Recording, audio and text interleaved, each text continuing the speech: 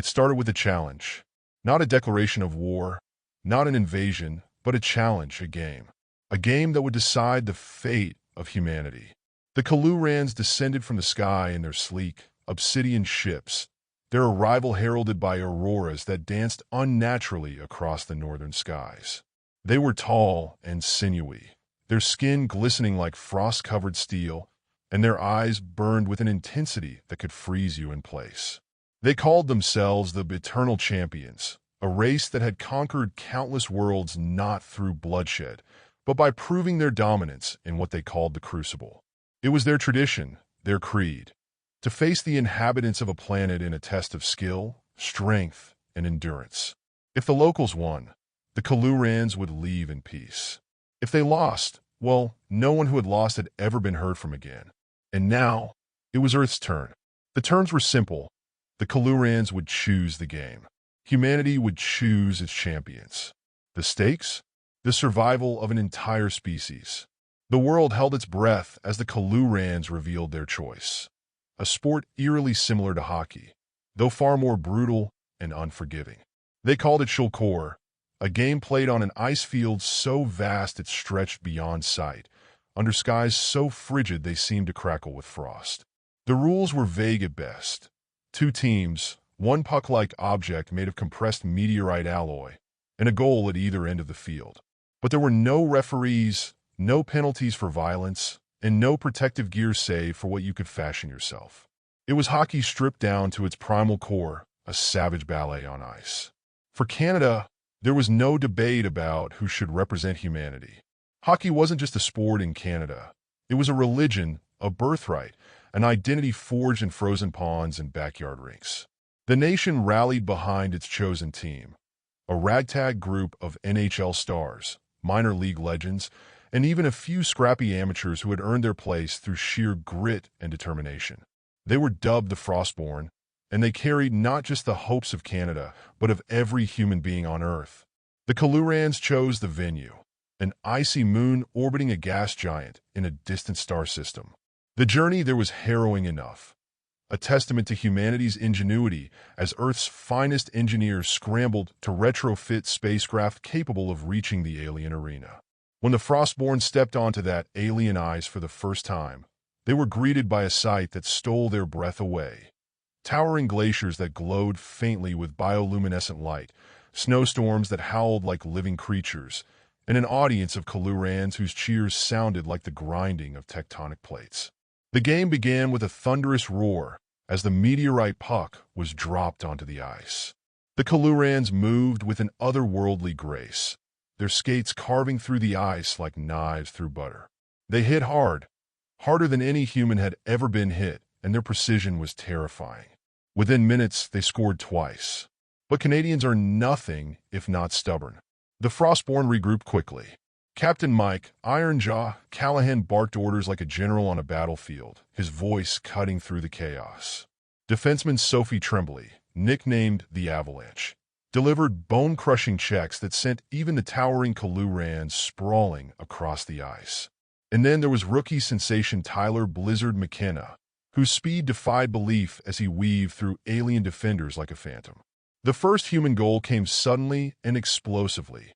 A slap shot from McKenna that ricocheted off 3 Kalluran players before slamming into their goal with enough force to shatter part of its frame. The Kallurans paused for just a moment, their icy confidence cracking ever so slightly. By halftime, or whatever passed for halftime in this alien spectacle, the score was tied 3-3.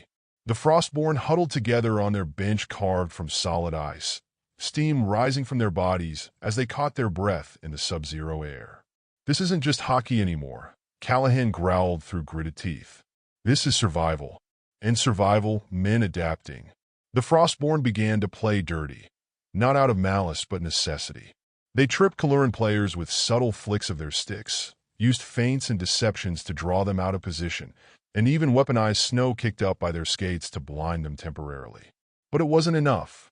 As the final period began, the Kallurans unleashed something new, brutality unlike anything seen before. They didn't just check. They collided with bone-shattering force that sent human players flying across the ice like ragdolls. One by one, members of the Frostborn fell, some unconscious, others barely able to stand. With only minutes left on the clock and humanity trailing 5-4, it seemed all hope was lost. Then came the moment. McKenna, bloodied but unbroken, took possession of the puck deep in human territory. His teammates formed a desperate shield around him as he began his charge up the ice, a lone comet streaking toward destiny. He dodged one Kalluran defender after another with impossible agility, his skates leaving trails of fire on the frozen surface, or so it seemed. As he approached their goal, two massive defenders closed in on him, like collapsing glaciers. But McKenna didn't stop. He leapt into the air at full speed, a move no one had ever dared attempt, and twisted his body mid-flight to unleash a slapshot so powerful it echoed across the icy expanse like thunder. The puck struck home. The silence that followed was deafening. And then pandemonium. The puck struck home, embedding itself in the back of the Kalluran goal with a sound like a glacier splitting in two. For a moment, the entire alien arena seemed to hold its breath. The Kallurans, so sure of their victory, froze mid-motion, their glowing eyes flickering with something almost unthinkable: doubt. The Frostborn erupted into cheers, their battered bodies surging with adrenaline as they embraced McKenna, the rookie who had just carved his name into human history. But the game wasn't over. The scoreboard, an enormous holographic construct suspended in the freezing sky, now read 5-5. There were still 2 minutes left on the clock, and the Kallurans weren't about to let this insult go unanswered. The puck was dropped again at center ice, and the Kallurans came out swinging, literally. Their captain, a towering figure named Vraxel with shoulders like boulders and a face etched with scars from countless victories, led the charge. He slammed into Sophie, the avalanche, trembling with such force that she was sent sprawling across the ice, her helmet skidding away as she struggled to regain her footing. Vraxel scooped up the puck with a flick of his blade-like stick and began a relentless drive toward humanity's goal. But standing in his way was none other than Mike Ironjaw Callahan. The Canadian captain had earned his nickname not just for his stubbornness, but for the titanium plate in his jaw, a souvenir from a career filled with high-speed collisions and flying pucks. Callahan squared up against Vraxel, his eyes blazing with defiance. "You're not getting past me," he growled. Vraxel didn't respond. He didn't need to. He lowered his shoulder and charged, an unstoppable force meeting an immovable object. The collision was seismic, sending shockwaves through the ice that could be felt even in the stands. Callahan held firm, his skates carving deep grooves into the frozen surface as he absorbed the impact. With a grunt of effort, he jabbed his stick at Vraxel's blade, knocking the puck loose and sending it skittering toward the boards. That's when Sophie trembly re-entered the fray. Shaking off her earlier hit, she barreled toward the loose puck like a freight train, her powerful strides kicking up shards of ice. A Kalluran defender moved to intercept her, a lanky figure with arms that seemed to stretch unnaturally, but Trembly wasn't called the Avalanche for nothing. She lowered her shoulder and plowed straight through him, sending him tumbling head over heels as she claimed possession of the puck. The Frostborn sprang into action. Trembly passed to Sergei the Glacier Volkov, a Russian-born enforcer who had joined Team Canada after years of playing in international leagues. Volkov was a mountain of a man, his presence on the ice as intimidating as it was effective. He shielded the puck with his massive frame as two Kallurans converged on him, their sticks slashing at him like claws. "Tyler!" Volkov roared, his deep voice cutting through the chaos. McKenna was already moving. The rookie had an uncanny ability to read plays before they happened, a sixth sense that made him seem almost supernatural on the ice. He darted into open space, just as Volkov sent a no-look pass hurtling toward him. The puck connected with McKenna's stick like it was magnetized, and in an instant he was off. The crowd, both human and Kalluran, rose to their feet as McKenna streaked down the ice once more. This time, however, he wasn't alone. Two Kalluran defenders flanked him on either side, their blades flashing dangerously close to his skates as they tried to force him off course. "Watch your left!" came a shout from behind him. It was Trembly. McKenna reacted instinctively, cutting hard to his right just as one of the defenders lunged at him. The move sent him spinning out of control for a moment, but he recovered with a grace that left even his teammates in awe. Now he was one-on-one with Vraxel again. The alien captain had abandoned defense entirely to stop McKenna himself. This time, there would be no leap or flashy maneuver. McKenna knew he couldn't outmuscle Vraxel. Not directly, but he could outthink him. As Vraxel charged forward like an avalanche of muscle and fury, McKenna faked left before pulling back sharply to his right. The move was so quick it left Vraxel stumbling forward in confusion, his momentum carrying him past McKenna entirely. With less than 30 seconds remaining on the clock, McKenna wound up for another slap shot, but this time he hesitated for just a fraction of a second. It was enough to draw the Kalluran goalie out of position, lunging desperately toward where he thought the shot would go. McKenna didn't shoot. Instead, he flicked a soft pass backward to Sophie Tremblay, who had been trailing just behind him unnoticed by everyone, including the Kallurans. With ice in her veins and fire in her eyes, Tremblay unleashed a wrist shot, so precise it might as well have been guided by laser sight. The puck sailed past the goalie's outstretched arm and buried itself in the top corner of the net. 6-5. The horn blared, a deep, resonant sound that echoed across the alien moon like thunder, and for a moment there was silence again. Then came an eruption of noise so deafening it drowned out even the howling wind. Cheers from humanity's delegation mingled with guttural roars from frustrated Kallurans. The Frostborn collapsed onto each other in a heap of exhausted triumph. Bloodied, but victorious. Tyler Blizzard McKenna had been their star player without question. Sophie, the Avalanche, Tremblay had delivered when it mattered most, and Mike Ironjaw Callahan had been their unbreakable anchor throughout it all. As they stood together on that alien ice under skies filled with unfamiliar constellations, one thing became clear. Humanity had faced impossible odds, and won. And somewhere deep within their frozen hearts, even the Kallurans felt respect. The roar of the human fans echoed across the alien ice field, a sound so powerful it seemed to shake the very glaciers surrounding the arena. Despite being light years from Earth, the human contingent had brought with them an energy that defied the cold vacuum of space. They were bundled in thick coats and scarves, waving Canadian flags furiously, their breath visible in the frigid air as they chanted, sang, and banged on improvised drums fashioned from whatever they could carry. The alien crowd, stoic and cold like their Kalluran champions, watched in silence, their glowing eyes betraying no emotion. But the humans? They were alive with fire. "Let's go, Frostborn! Let's go!" The chant began as a rhythmic clap, growing louder and louder until it became a deafening drumbeat of human will. The Frostborn players could hear it even through their helmets, and it electrified them. Exhaustion melted away under the relentless encouragement of their people. Every time a player fell to the ice or took a brutal hit from a Kalluran opponent, the crowd would erupt in chants of their name until they rose again. Sophie, the Avalanche, Tremblay was the first to feel its power. After her devastating collision with Vraxel earlier in the game, she had been slow to recover, her body aching from head to toe. But as she skated back into position, she heard her name carried by thousands of voices. "Sophie! Sophie! Sophie!" She looked up at the stands and saw a group of fans holding a massive homemade banner that read, "Unleash the Avalanche."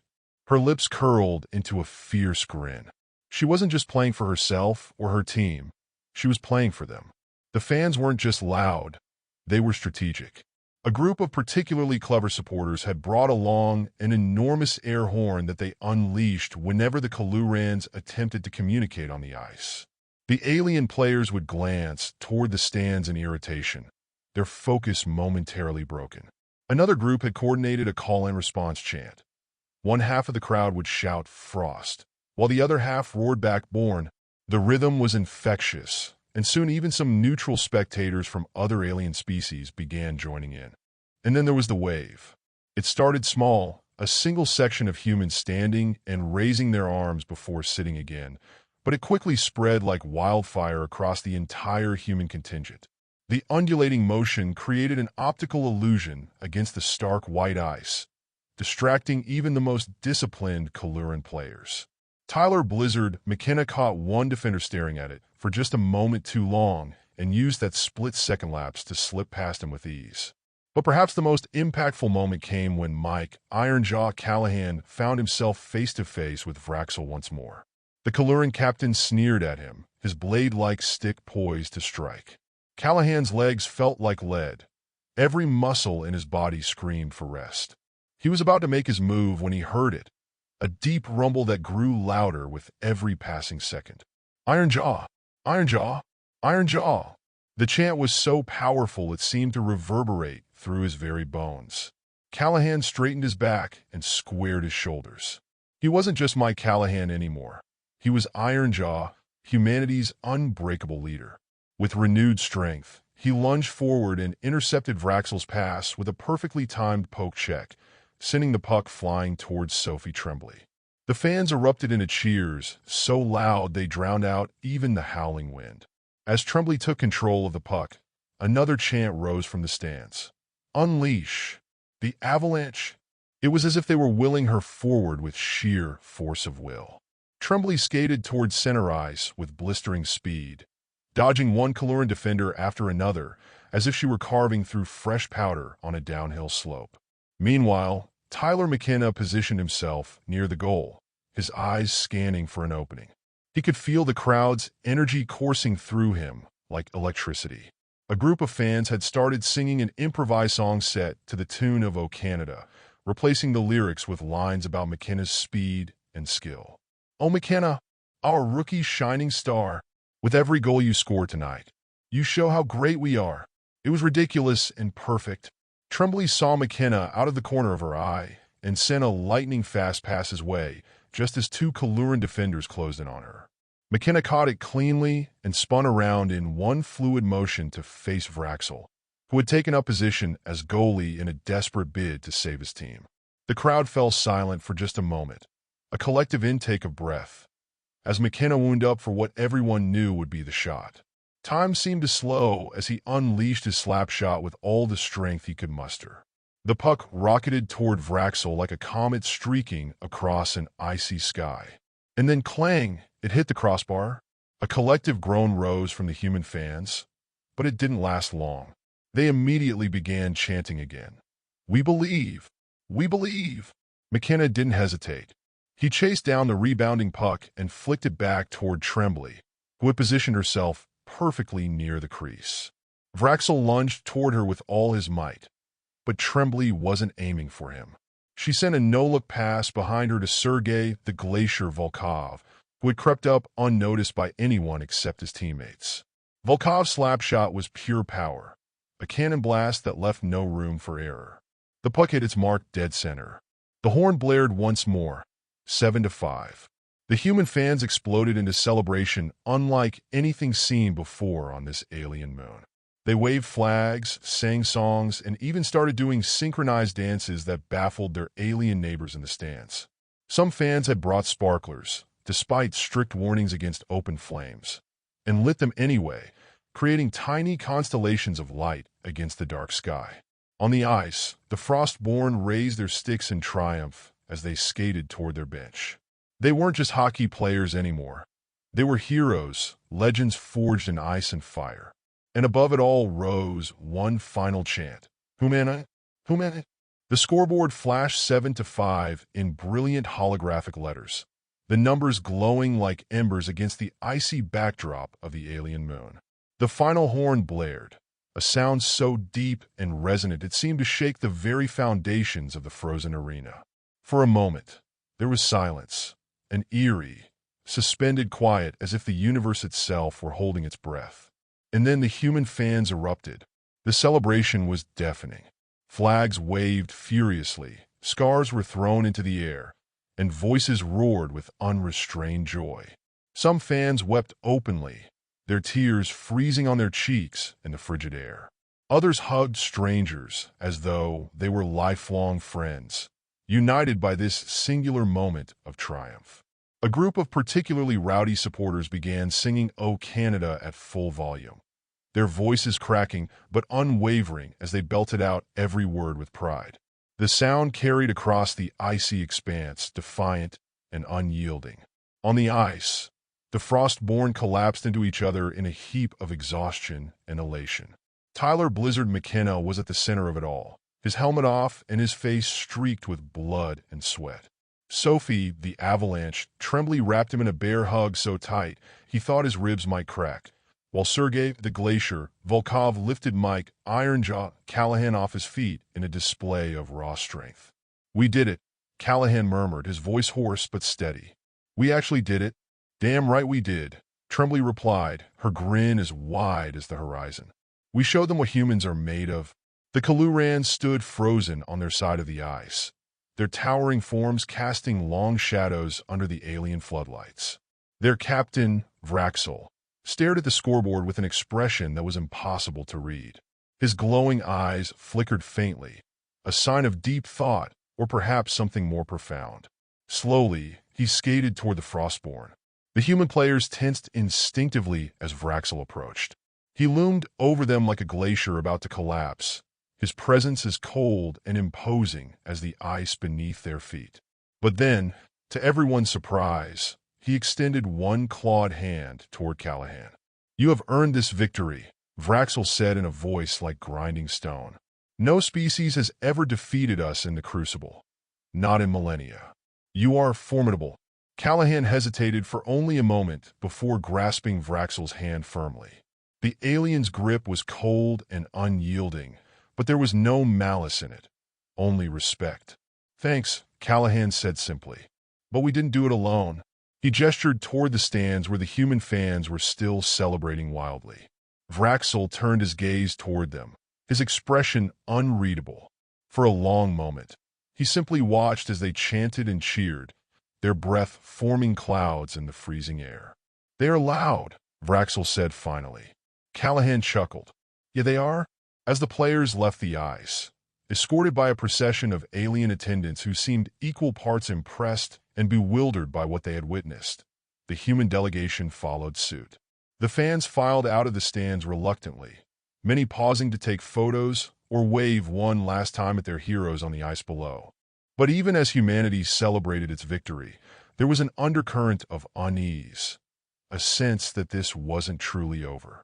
Back in the locker room, a cavernous space carved from solid ice and illuminated by faintly glowing crystals embedded in the walls. The mood was jubilant but subdued. The Frostborn sat on benches made of frozen stone, nursing bruises and wrapping injuries while replaying key moments from the game in their minds. "That pass you made to Volkov," McKenna said to Trembly as he peeled off his sweat-soaked jersey. "Unreal." "You want to talk?" Trembly shot back with a grin. "That spin move you pulled on Vraxel? I thought he was going to fall flat on his face." Volkov let out a deep laugh that echoed through the chamber. "We play like this again," he said in his thick Russian accent.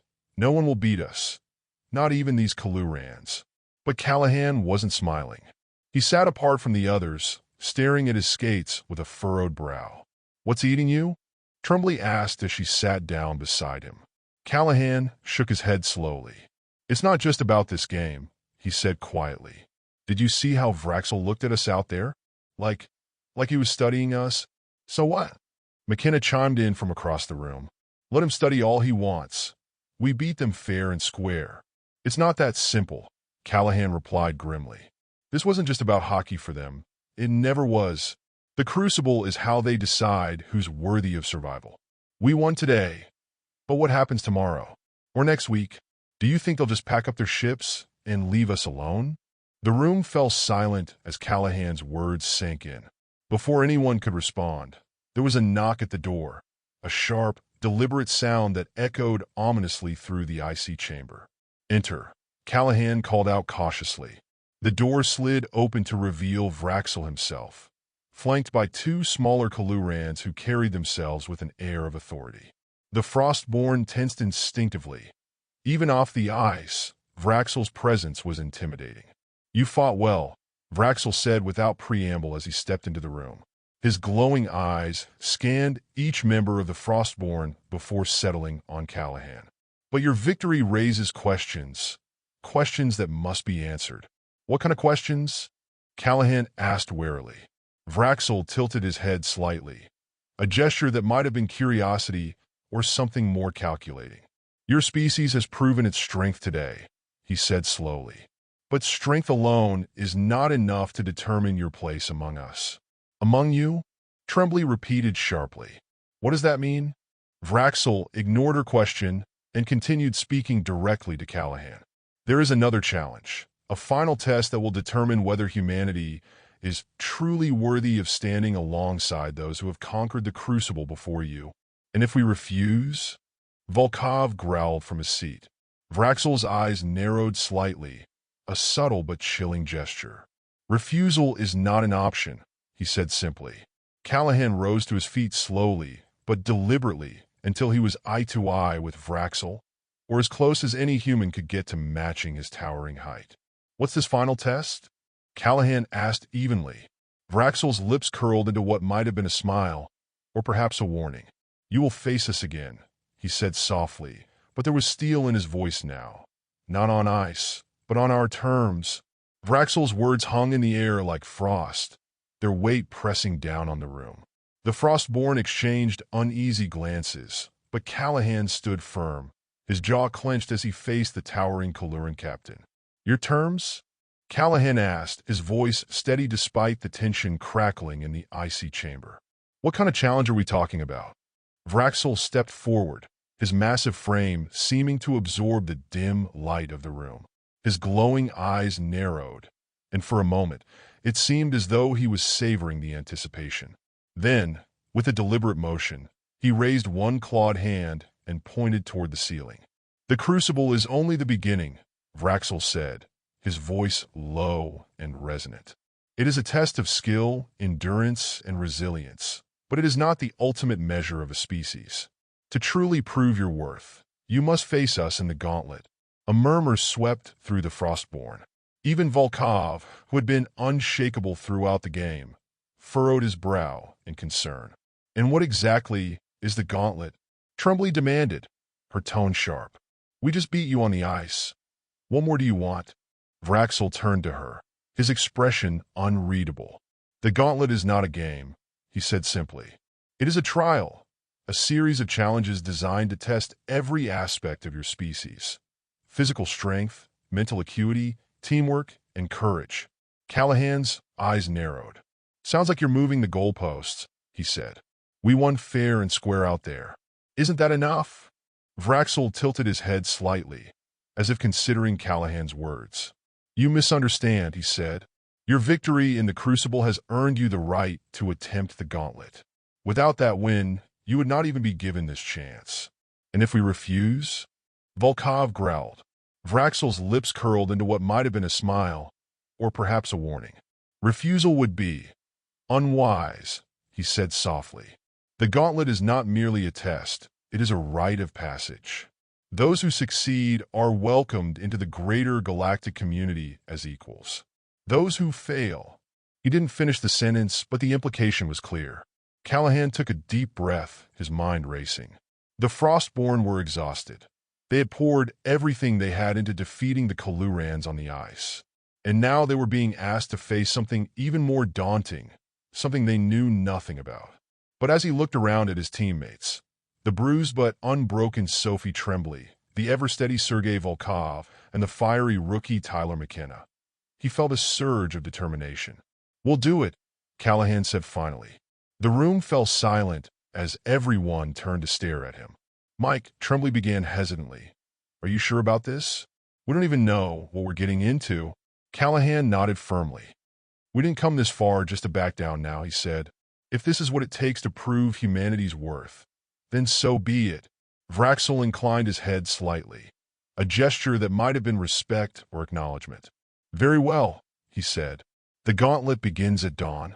With that, he turned and strode out of the room, his attendants following closely behind. As soon as the door closed behind him, McKenna let out a low whistle. Well, he said with a nervous laugh, this just keeps getting better and better. Tremblay shot him a glare, but didn't say anything. Instead, she turned to Callahan. What's our plan? She asked. Callahan ran a hand through his hair and sighed. First things first, he said. We rest up and get as much information as we can about this so-called Gauntlet. Rest? Volkov rumbled. How can we rest when we do not know what awaits us? We'll need our strength, Callahan replied firmly. Whatever this gauntlet is, it's not going to be easy, and we're going to need every ounce of energy we've got. The team nodded reluctantly and began preparing for what lay ahead. Dawn came quickly on the alien moon, a pale light that filtered through thick clouds of frost and snow. The Frostborn stood at the edge of an enormous arena unlike anything they had ever seen before. It was vast and sprawling, with multiple levels connected by twisting ramps and narrow bridges made of translucent ice that glowed faintly from within. Vraxel stood at the center of the arena, flanked by other Kallurans who appeared to be officials or judges of some kind. The gauntlet consists of 3 stages, Vraxel announced loudly enough for everyone to hear. His voice echoed across the icy expanse like thunder. The first stage will test your strength and endurance against nature itself, he continued.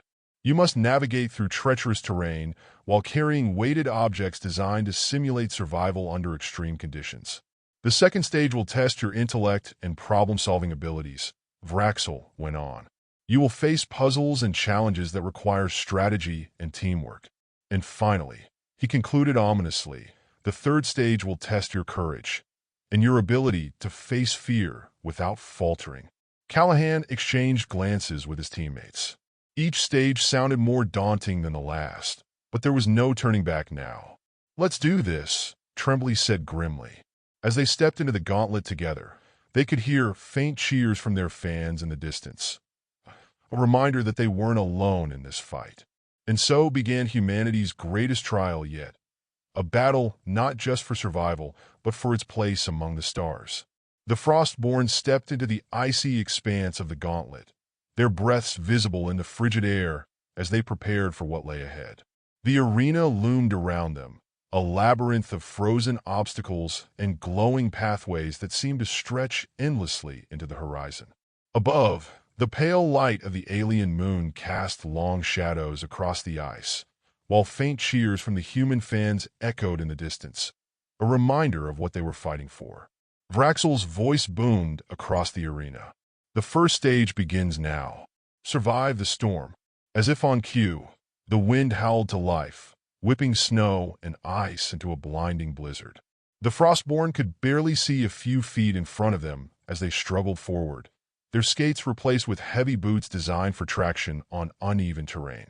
Scattered across the arena were massive blocks of alien metal, each one glowing faintly with an inner heat that seemed to mock the freezing cold around them. You must transport these weights to the summit, Vraxel announced from somewhere above them. Only then will you advance. Callahan gritted his teeth and grabbed one of the blocks, his muscles straining under its immense weight. Let's go, he shouted over the wind. We do this together. Tremblay was the first to respond, her powerful frame making short work of lifting a block onto her shoulders. Volkov followed suit, his massive hands gripping a block with ease despite its size. McKenna hesitated for only a moment before grabbing one as well, his smaller frame trembling under the strain but refusing to falter. The climb was brutal. The icy terrain was slick and uneven, and the wind threatened to knock them off their feet with every step. But the Frostborn pressed on, their determination fueled by the distant cheers of their fans and their own unyielding resolve. Don't stop, Tremblay shouted as she slipped on a patch of ice, but quickly regained her footing. We got this. Volkov let out a roar of effort as he hoisted his block higher, his breath coming in short bursts. This is nothing, he bellowed. I have carried heavier loads in Siberia. McKenna stumbled, but caught himself on a nearby outcropping of ice. His heart pounded in his chest as he looked up at Callahan, who was already halfway to the summit. Keep moving, rookie, Callahan called back. You're faster than this storm. With one final push, the Frostborn reached the summit and placed their blocks in designated slots carved into the ice. As soon as the last block clicked into place, the blizzard subsided, and a path opened before them, an intricate bridge of glowing ice that led to the next stage. The second stage was no less daunting. The Frostborn found themselves in a vast chamber filled with towering pillars of ice, each one etched with alien symbols that pulsed faintly with light. This is your test of intellect, Vraxel's voice echoed from above. Solve the puzzle before time runs out. The team quickly realized that they needed to align the symbols on each pillar to form a coherent pattern, a task made more difficult by the fact that moving one pillar caused others to shift unpredictably. Okay, Callahan said, taking charge. Tremblay, you handle that side. Volkov, take the left. McKenna and I will work here. The team moved quickly but methodically, calling out instructions to each other as they worked to decipher the alien symbols. That one looks like a hockey stick, McKenna said suddenly, pointing to one of the symbols. Tremblay laughed despite herself. Of course you'd see that. Focus, Callahan barked, though there was a hint of amusement in his voice. Piece by piece, they began to unravel the puzzle. Volkov's sharp memory allowed him to track which pillars had already been moved, while Tremblay's keen eye spotted patterns others missed. McKenna's quick thinking helped them adjust when something went wrong, and Callahan kept everyone on task with his steady leadership. As time ticked down, they aligned the final pillar with seconds to spare. The chamber lit up with a brilliant glow as the symbols locked into place, and another path opened before them. The third stage was unlike anything they had faced before, a test not of strength or intellect but sheer courage. The Frostborn entered a dark cavern filled with shifting shadows and eerie sounds that seemed to come from everywhere at once. The air was thick and oppressive, making it hard to breathe. This is your final test, Vraxel's voice echoed ominously. Face your fears, or be consumed by them. One by one, each member of the Frostborn began experiencing visions tailored to their deepest fears. For Tremblay, it was failure. Visions of herself letting her team down and being unable to rise again after falling. For Volkov, it was isolation, a chilling silence where no voices called out for him and no teammates stood by his side. For McKenna, it was inadequacy, the fear that he wasn't good enough and never would be. And for Callahan, it was loss. He saw his team defeated and humanity abandoned by its champions. But even as these fears threatened to overwhelm them, the Frostborn found strength in each other, and in their fans who had cheered them on every step of the way. This isn't real, Callahan shouted over the din of whispers and shadows. We've faced worse than this. Remember who we are. Tremblay gritted her teeth and stood tall against her visions. Volkov roared defiantly at the silence around him until it shattered like glass. McKenna clenched his fists and pushed forward despite his doubts. Together, they broke through their fears and emerged into a brilliant light, the final chamber where Vraxel awaited them. You have done what few have ever accomplished, Vraxel said solemnly as he stepped forward. You have proven your strength, your intellect, and your courage. He extended his hand once more, not just to Callahan, but to all of them. Welcome, he said simply to the stars. The Frostborn returned home as heroes, not just for Canada, but for all humanity. Their victory in the Gauntlet secured Earth's place among an intergalactic community that had once seemed like little more than science fiction. And though they would face new challenges in this vast and unfamiliar galaxy, humanity had proven that it could rise to any occasion, together.